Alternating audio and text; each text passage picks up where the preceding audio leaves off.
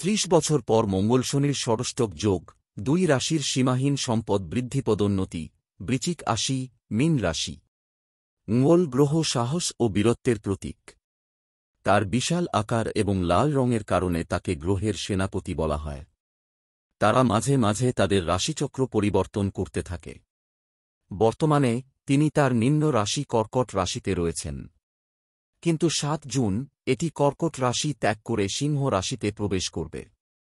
তিনি ২-৮ জুলাই পর্যন্ত এই রাশিতে থাকবেন। এই গোচরের মাধ্যমে মঙ্গল মীন রাশিতে অবস্থিত শনির সাথে মিলিত হয়ে একটি শক্তিশালী ষষ্ঠক যোগ তৈরি করবে। ৩-০ বছর পর তৈরি হতে যাওয়া এই যোগটি কিছু রাশিচক্রের জন্য খুবই ভাগ্যবান হতে চলেছে।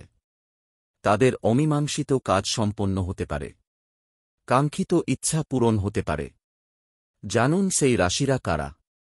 রাশিচক্রের উপর ষষ্ঠক যোগের প্রভাব। ষষ্ঠক রাজযোগ গঠন আপনার জন্য খুবই উপকারী প্রমাণিত হতে পারে।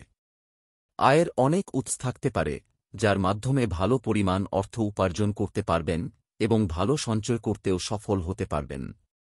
ব্যবসায় চুক্তি করতে পারেন, ব্যবসাও প্রসারিত করতে পারেন। চাকরিজীবীরা তাদের কঠোর পরিশ্রমের শুভ ফল পাবেন। চাকরিতে পদোন্নতির পাশাপাশি কিছু বড় দায়িত্ব পেতে পারেন। বৃশ্চিক রাশি মঙ্গল ও শনির প্রভাবে সাফল্যের নতুন দরজা খুলে যাবে।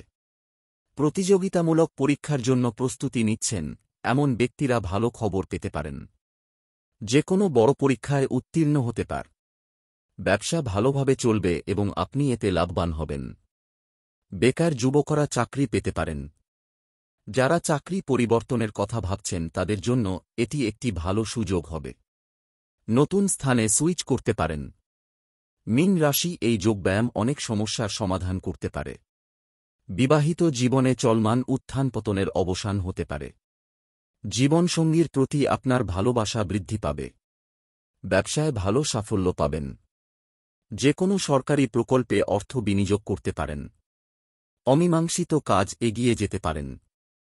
পরিবারে কোনো শুভ বা শুভ ঘটনা ঘটতে পারে। বাচ্চাদের সাথে কোথাও বাইরে যাওয়ার পরিকল্পনা করা যেতে পারে। ৩০ বছর পর মঙ্গল শনির ষষ্ঠক যোগ, দুই রাশির সীমাহীন সম্পদ বৃদ্ধি পদোন্নতি, বৃশ্চিক রাশি, মীন রাশি।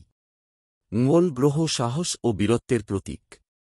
তার বিশাল আকার এবং লাল রঙের কারণে তাকে গ্রহের সেনাপতি বলা হয়। তারা মাঝে মাঝে তাদের রাশিচক্র পরিবর্তন করতে থাকে।